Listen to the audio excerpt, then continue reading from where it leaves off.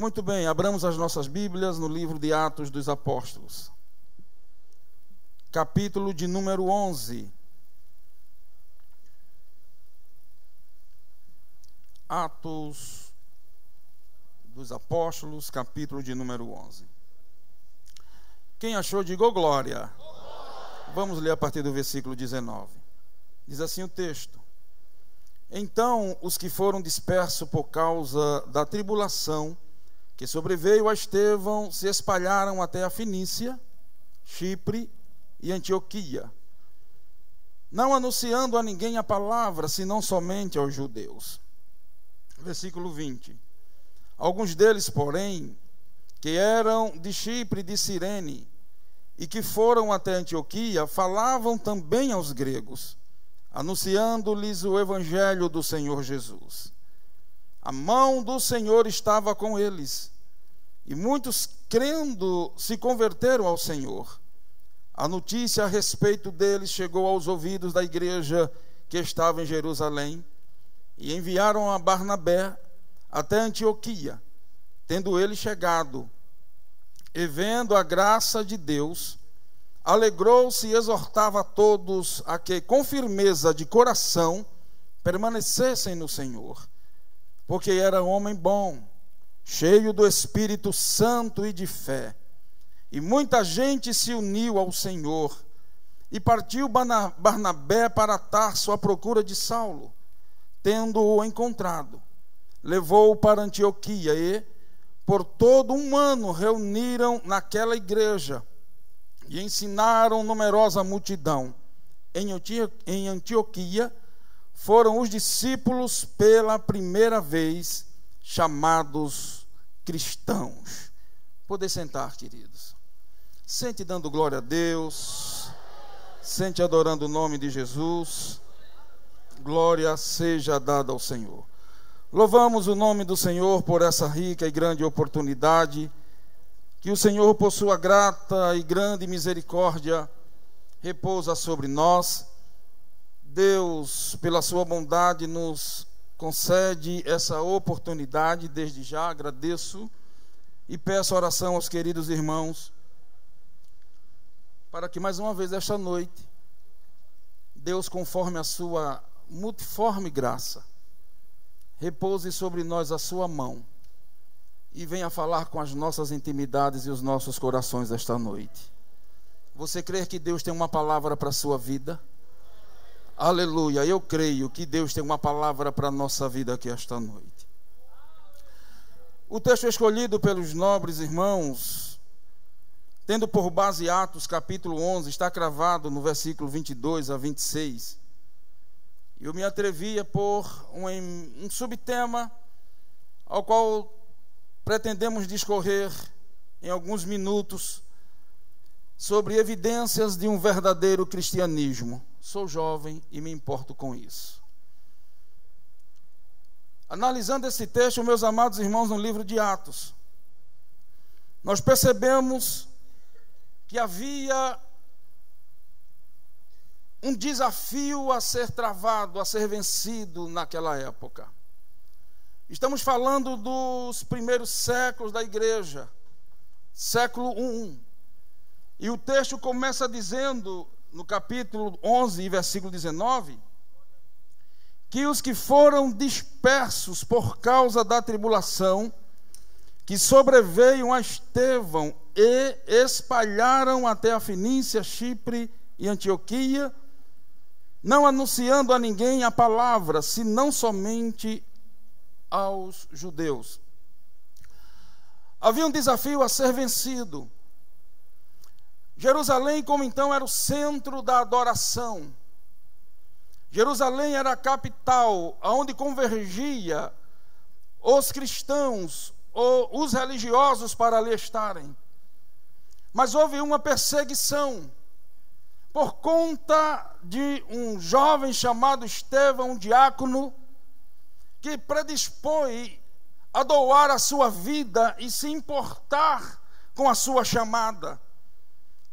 Estevão era apenas um diácono, separado para zelar, para cuidar das viúvas helenistas, ou seja, os gregos de fala judaica, ou judaicos de fala grega.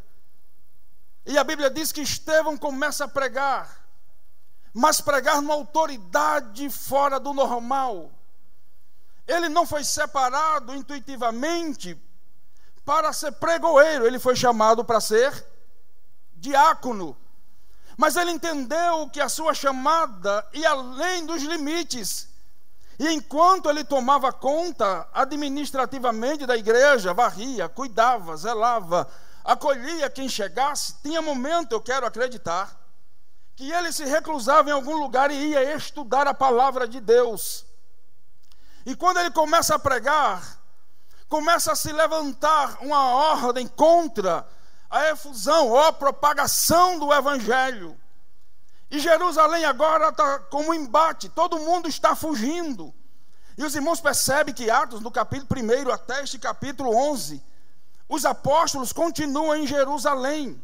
E após a morte de Estevão, que achavam que iam acabar, que iam minar, que iam terminar a pregação do evangelho, os amigos de Estevão foram incendiados com o seu modo de vida.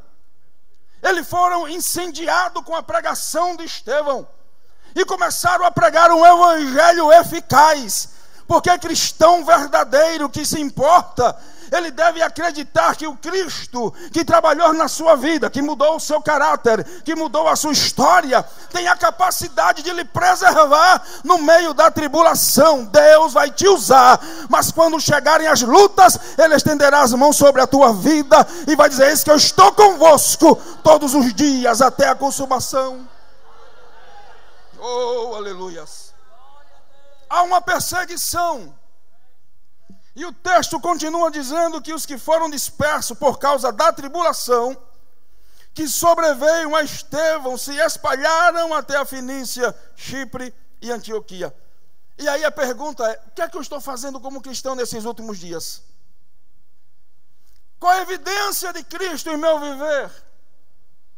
Em um mundo contaminado, um mundo em que vivemos, um mundo permissivo. E a pergunta poderíamos iniciar com a ideia de que: será que o povo do mundo antigo aprovaria a minha conduta? Ou a sua, não a minha. Como cristão, como eu vivo hoje. Porque a Bíblia diz no capítulo 11, e o versículo de número, aleluias, 26, diz: e tendo-o encontrado, e levou para Antioquia, e por todo um ano se reuniram naquela igreja, e ensinaram a numerosa multidão, e em Antioquia foram os discípulos, pela primeira vez, chamados de cristãos. Aleluia. Os que morreram, os que foram trucidados, os que foram vilipendiados, porque a Bíblia diz que esse Saulo de Tarso que Barnabé vai procurar, a história revela que ele foi um dos perseguidores da igreja. E alguns historiadores dizem que ele arrastava as mulheres, daqueles que se convertiam, pegavam pelo cabelo, botavam a mão no cabelo das mulheres, davam nó e arrastavam pela rua, ao passo que o couro cabeludo saía. E Paulo, olhando para aquelas mulheres, dizia: e aí, o que é que você me diz? Eu quero crer. Por uma inferência bíblica, elas olhavam para Paulo e diziam: um dia Deus vai te tomar também na obra, e tu vais saber o que é sofrer por causa do evangelho. Oh, aleluia. Oh, aleluia. Eu não sei, meu pastor, porque foi que em Jerusalém ninguém conheceu eles como cristãos. Não dá para discernir, não dá para inventar, não dá para inferir. Mas eles vão para Antioquia. E o que é Antioquia? Quem era Antioquia? Qual é a cidade de Antioquia? Essa cidade ela surge depois da morte de Alexandre III, Magno, o Grande. Depois que Alexandre morre, os seus generais dividem a terra.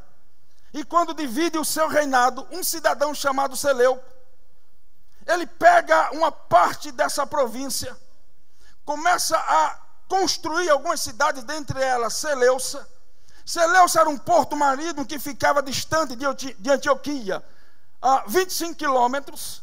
Antioquia ficava distante de Jerusalém, 480 quilômetros. E segundo os historiadores, era a terceira. Ela era a terceira maior metrópole. Porque a primeira era Roma, a segunda Alexandria e a terceira Antioquia. E de onde vem o nome Antioquia? Justamente por conta desse general, que diante da sua família tem alguns sobrenomes, chamado Antíoco. E esse Antíoco, lá no seu original, lá na raiz, já morrendo a palavra, era o homem que, em outras palavras, que gostava da vida alheia, que gostava de uma vida permissiva. O nome Antíoco quer dizer aquele que gosta da permissividade, que não tem compromisso com a sua esposa, mas gostava de viver uma vida dissoluta. Então essa cidade surge a partir deste nome. E aonde é que estão esses homens? Na cidade de Antioquia. E Antioquia é agora uma megalópole, é uma cidade muito grande. E a história diz, os escritos dizem, que nesse momento ela tem 500 mil de habitantes. Era uma metrópole. Ninguém conhecia. Tinha uma deusa chamada Astarote, que era a deusa do prazer. Influenciava a cabeça dos jovens. Influenciava a cabeça da oligarquia. Influenciava o poder. Grande era o sacerdote na linguagem popular naquela cidade. Mas começa a se levantar um povo que se importa. E este povo que se importa começa a adorar a Jesus. Oh, aleluia. Numa metrópole. Eles não foram reconhecidos cristãos em Jerusalém. Permita-me, por favor, para você dar glória depois. Tem gente que quer ser conhecido na igreja. Tem gente que quer ser conhecido no microfone. Tem gente que quer ser conhecido no culto relâmpago. Tem gente que quer ser conhecido na internet. Está na hora de você ser conhecido em Antioquia. É o prazer chegando e você diz: eu sou crente. Aleluia. É o desejo chegando e você diz: eu sou crente. É alguém mandando um vídeo em comum e você dizendo: eu sou crente. Eu estou em Antioquia, mas sou crente.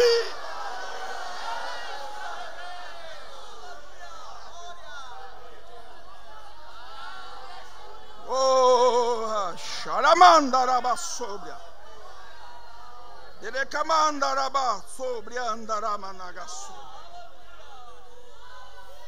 Essa cidade tinha indústrias. Era um porto comercial onde todo mundo vinha comprar e vender. Se aproveitava do espaço marítimo que tinha entre ela e Seleucia. E era um ponto importante para as nações e para o Império Romano, porque o grego já passou. Mas mesmo nessa cidade cosmopolita, ou seja, onde tinha cidadãos do mundo, pensadores, que faziam da sua vida o que quiser, que viviam do jeito que queriam viver, que praticavam o que vinha e desce na telha, mas tinha um grupo, aleluia, separado no canto, dizendo: eu estou em Antioquia, mas eu sou cidadão de Jerusalém, e eu me importo com isso. Oh, aleluias. Oh, aleluias. Jerusalém deixa de ser uma referência em detrimento da perseguição. Muito embora os apóstolos, como a base da firmeza da doutrina, estão lá, mas agora a Antioquia é a bola da vez. É a cidade que vai gerar recursos. É a cidade que vai abrir as portas. É a cidade que vai abrir o academismo. É a cidade que vai vislumbrar as universidades. É a cidade da cultura. É a cidade de se apropriar do conhecimento. Mas tinha um grupo que dizia: eu estou em Antioquia, eu posso entrar nas universidades, eu posso conhecer de cultura, eu posso conhecer de leis, eu posso conhecer de tudo, mas tem uma coisa: eu sou crente e vou morar em Jerusalém. Eu sou crente, mas sou cidadão de Jerusalém. Oh, aleluias. Veja Atos capítulo 13, versículo 4.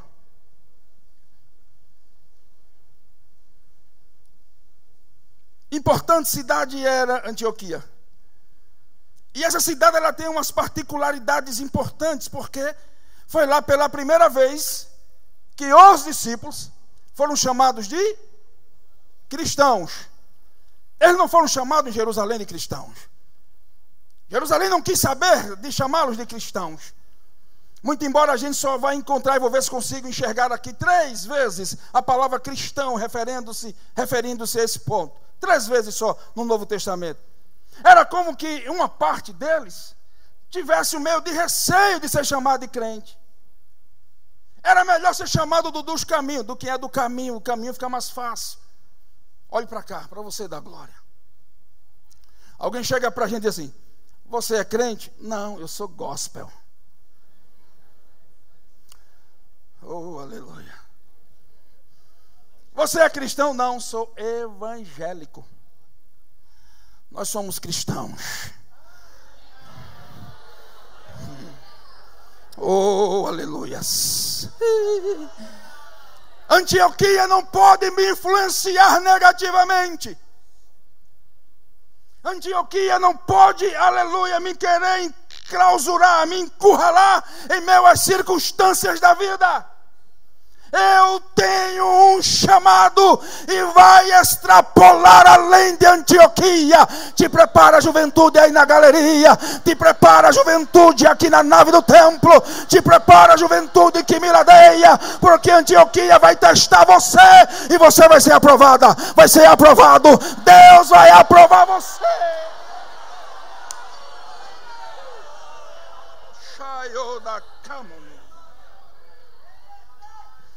Capítulo 3, versículo 4 diz: enviados, pois, pelo Espírito Santo, desceram a Seleucia, a cidade marítima, do porto marítimo, e dali navegaram para Chipre. Meus irmãos, vai dar para dar glória, você vai dar glória. Antioquia está dizendo: viva dessa forma, não se importe com nada não.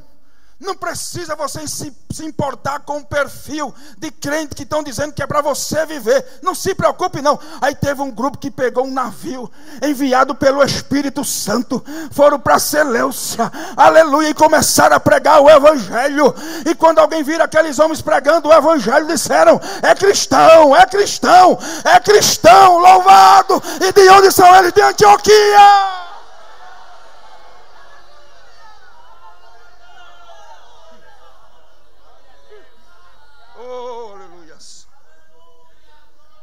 Antioquia era considerada a porta para o Oriente. Antioquia era a beleza oriental. Era chamada cidade majestosa. Todo mundo que chegava em Antioquia deslumbravam-se. Porque os cosmopolitas ali estavam. Cosmos, mundo. Polis, homem. Homem ou cidadão do mundo. Os idiomas afloravam. O conhecimento linguístico envaidecia os que ali estavam. Mas tinha um grupo. Aleluia. Oh, aleluia. Mas tinha uma turma.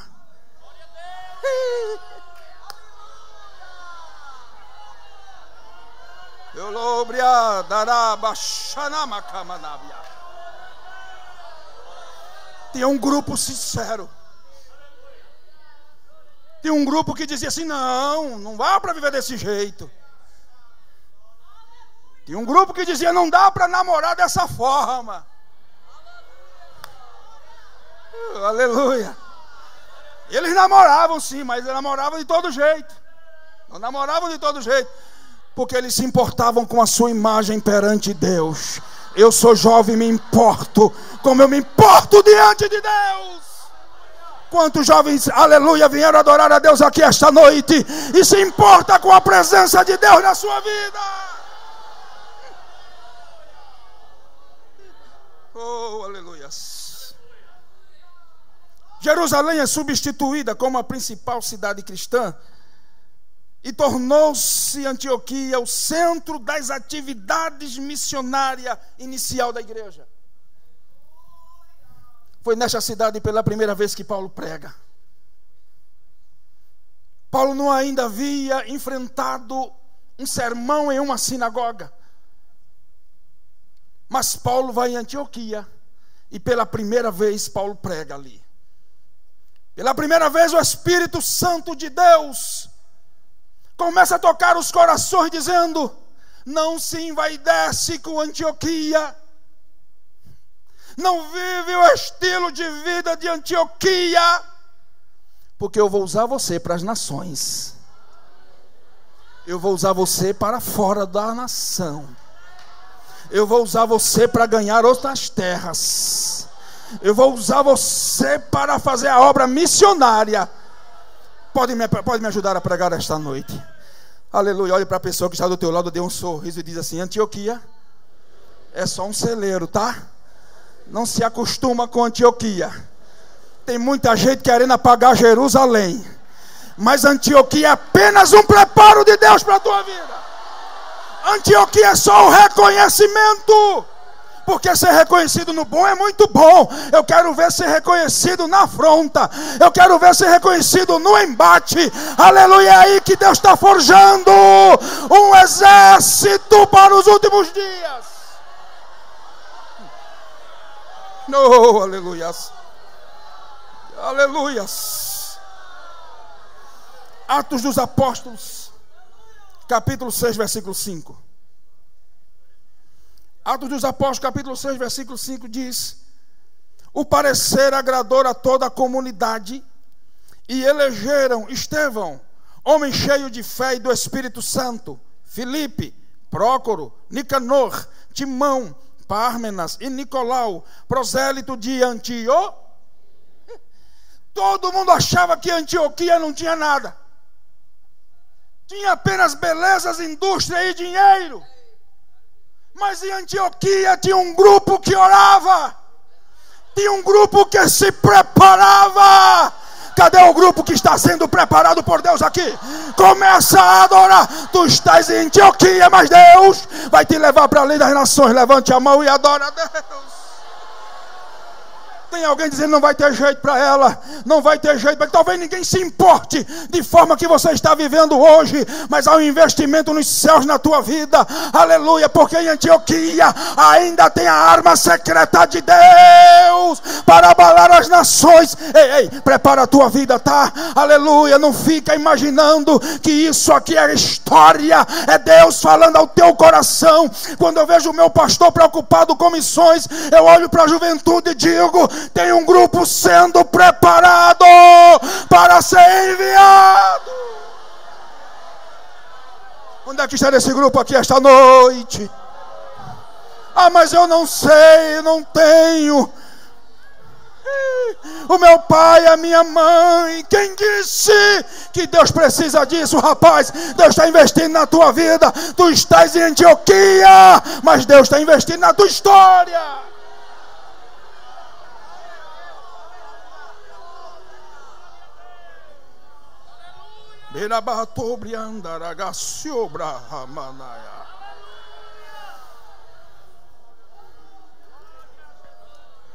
Veja Atos capítulo 14, versículo 26.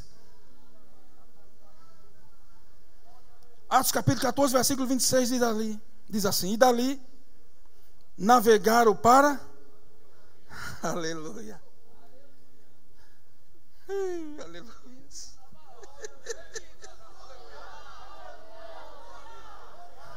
Vai navegando, rapaz.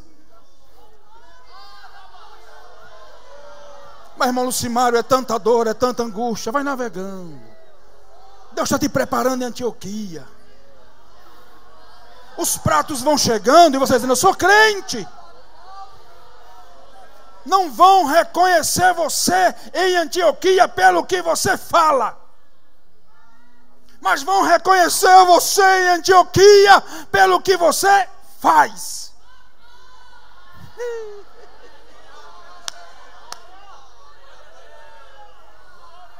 Oh, aleluias. Olha para esse moço, é bem bonita do teu lado. Chacoalha ele assim, ó, Deus não está preocupado com o que tu falas. Os homens não vai se iludir pelo que tu falas, mas vai te reconhecer pelo que tu fazes. Aleluias. Eu sei que o desafio de viver em Antioquia não é fácil, mas Deus está contigo. Deus está contigo. Deus está contigo.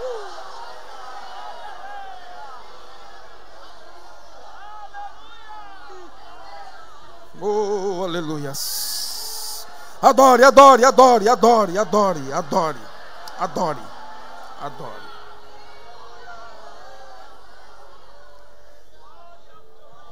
Quando tudo parecia que estava fora do controle, pela perseguição em Jerusalém, lá em Antioquia tinha um Zé. Diga comigo assim, um José. Tinha um José lá. Eu não sei se chamam você de Zé Ninguém, de Zé à esquerda, mas basta ser José em Antioquia. Aleluias. Você está entendendo?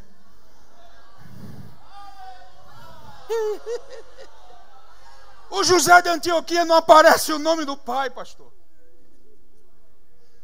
O José de Antioquia não aparece o nome da mãe, mas ele tinha qualidades. Você entendeu? Então me ajuda a pregar aqui esta noite, por favor. Vire para o moço que está do teu lado e diga assim: você, o nome pode ser que não esteja nos anais da história de Abrão e Lima, mas está nas mãos de Deus, e Ele vai fazer um milagre na sua vida.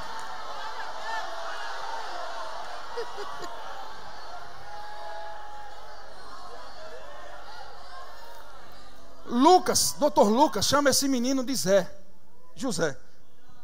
4:36 de Atos. Sem nome, mas tinha qualidades. 4:36 de Atos. Diz assim: aleluia. Oh, aleluia. Oh, aleluia.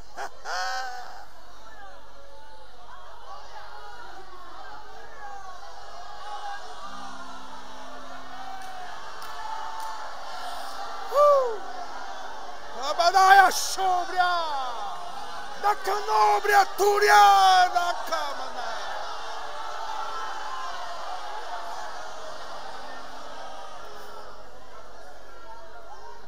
Vejo o doutor Lucas fazendo menção do Zé, porque o doutor Lucas é o escritor de Atos. Diz assim: José, a quem os apóstolos deram o sobrenome de Barnabé. Até então ele era um José. Até então ele era um José. Mas Jesus chegou na vida de José.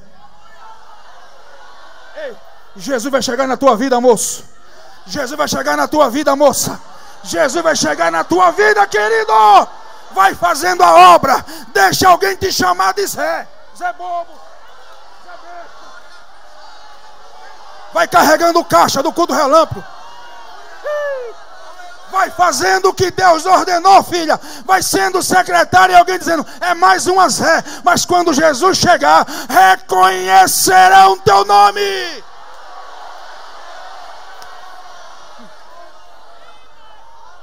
O doutor Lucas diz assim: José, a quem os apóstolos deram o sobrenome de Barná, que quer dizer filho da exortação, da consolação, do encorajamento. Olhe para cá. Você pode me achar Zé, agora eu quero que Deus ache a qualidade em mim. Olhe para o moço que está do teu lado, diga assim para ele: eu posso lhe achar Zé, mas Deus vai achar qualidade em você que eu não sei que você tem, e Ele vai usar as tuas qualidades na obra.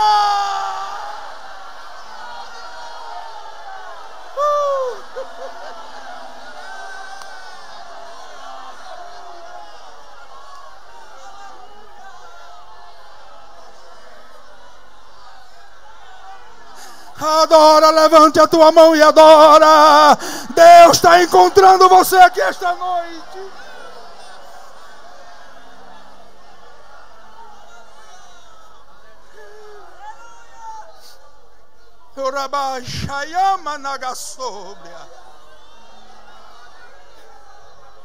Talvez alguém lá na tua vizinhança diz: é mais um problema. Talvez a tua família, não conhecendo os projetos de Deus na tua vida, vai dizer assim: é mais um que vai passar por aí. É mais um problema para nós administrarmos.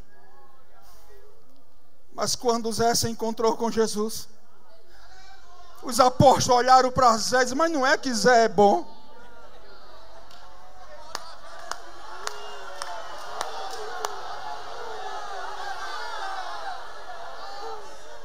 Rapaz, eu pensei que Zé não valia nada. Mas Zé é bom. Zé é cheio do Espírito Santo. Zé tem fé. Então bota o nome dele aí, de Barnabé, de Barnabé, de Barnabé. Ele é o consolador. É ele quem consola.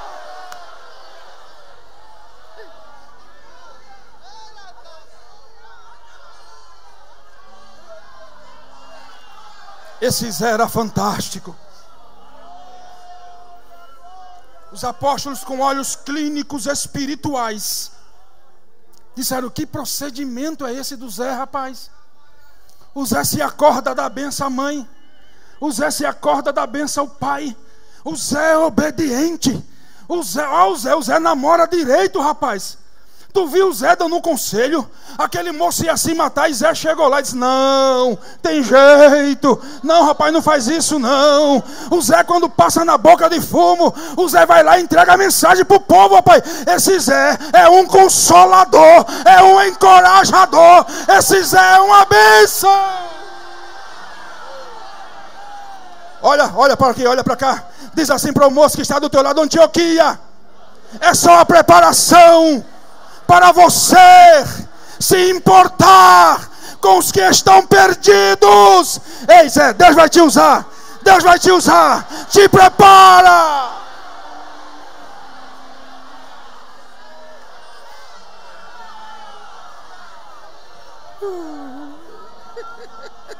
Laito pratoria sobre a maná, turia manaia. Oh, aleluias.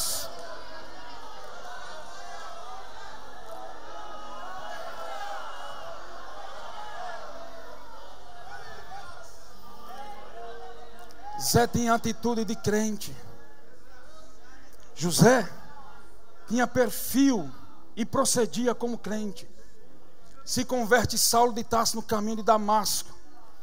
O colegiado apostólico olhou para Saulo assim: será que é verdade? Aleluia. Será que Saulo merece confiança? Perceba que no texto ainda Barnabé, que era o Zé, quando vai procurar Saulo, no versículo de número 25, e diz assim: partiu Barnabé, o Zé, para onde? Para Tarso. Diga comigo: Tarso. À procura de quem?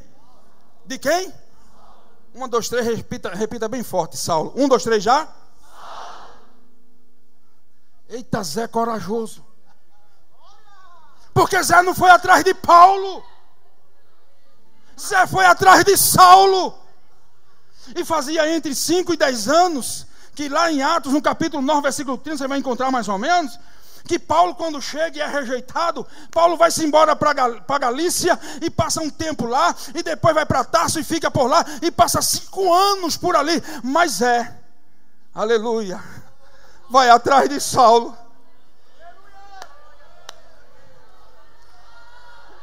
Você entendeu, não? Tu vai deixar de ser Zé para ser Barnabé, rapaz. Tu vai encorajar aqueles que não têm coragem. Tu vais, aleluia, ser bênção para a vida daqueles que acham que estão perdidos. Tu não tem noção do que Antioquia está fazendo com a tua vida. Está sendo machucada em Antioquia. É alguém empurrando para lá, é alguém empurrando para cá. É muita coisa, é muito isso. Mas Antioquia está te preparando para tu seres Barnabé. O Barnabé se importa com Saulo, O texto diz que ele agarra o braço de Saulo, chega perante o colégio apostólico e diz assim: ele é crente. Saulo é crente, meus pastores, meus apóstolos. Saulo se converteu. O senhor não sabe de nada. Ele entrou na sinagoga e o que sabe que foi que ele falou? Cristo. O que foi que ele falou? Jesus. O que foi que ele falou? O Filho de Deus. Ei, olha para cá. A mensagem não precisa de muita coisa, de muita filosofia, de muita linguística, de muita neurolinguista. Aleluia, nada disso. Só precisa da atuação do Espírito Santo. E a mensagem central: Cristo, o Filho de Deus, que viveu, morreu e ao terceiro dia ressuscitou, resgatou a minha alma, e hoje estou aqui para adorar o nome de Jesus.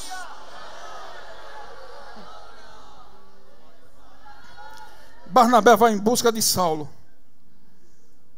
Eu já estou encerrando. E tendo-o encontrado, levou para Antioquia. E foram os discípulos, pela primeira vez, chamados de cristãos. Eu vou encerrar.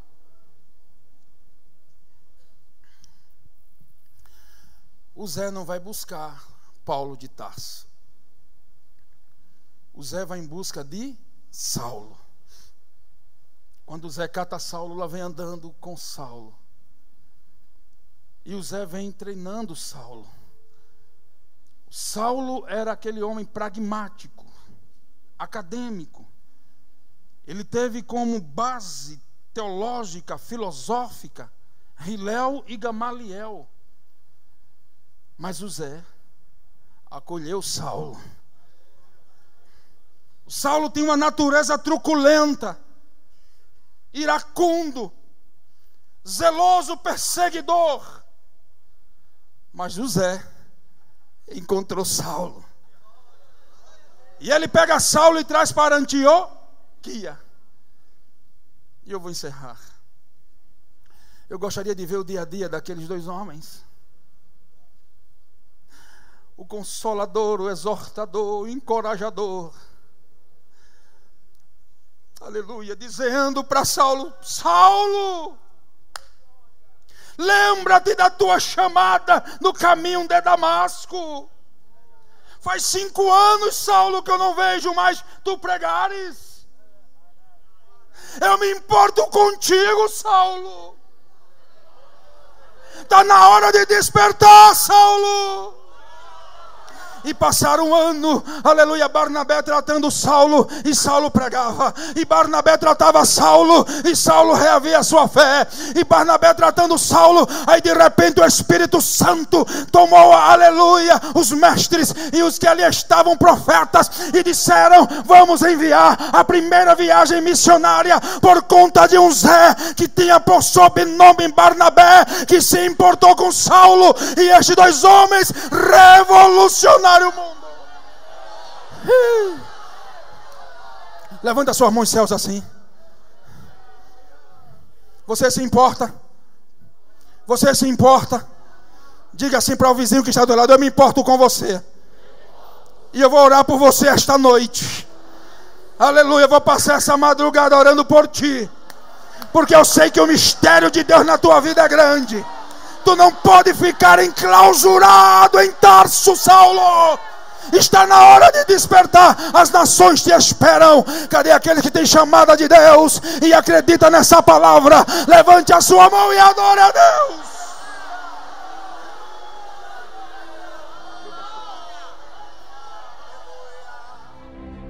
A IADALP vem há quase meio século fazendo a obra missionária sem parar, levando o ID do nosso Senhor Jesus Cristo para as nações. Atualmente, a Assembleia de Deus em Abreu Lima tem missionários desenvolvendo trabalhos evangelísticos e sociais permanentes na Alemanha, com os missionários Everaldo Lopes e Herotildes Lopes; no Equador, com os missionários Edinaldo Xavier e Marlene Xavier; nos Estados Unidos, com os missionários Robson Lucena e Rafaela Lucena; na Itália, com os missionários João Vitor e Priscila Lopes; no Paraguai, com os casais de missionários Danilson Santana e Adriana Santana; e também os missionários Vivaldo Almeida e Leane Almeida. No Peru, com os missionários Assuero Chagas e Rebeca Chagas. Em Portugal, com os missionários Antônio Vessosa e Noêmia Chagas.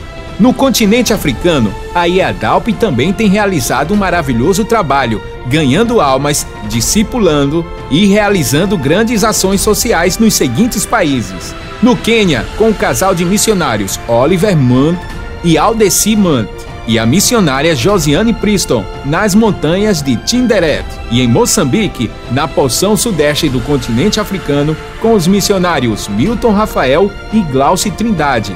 Vidas têm sido impactadas, alcançadas e abençoadas por esta grande obra de missões que todos nós, da IADALP, temos realizado em todos esses países espalhados pelo mundo, através das orações, intercessões, contribuições e do empenho de todos. O nosso Deus vai continuar nos ajudando a mantermos essa chama viva em nossos corações, que batem incessantemente por missões.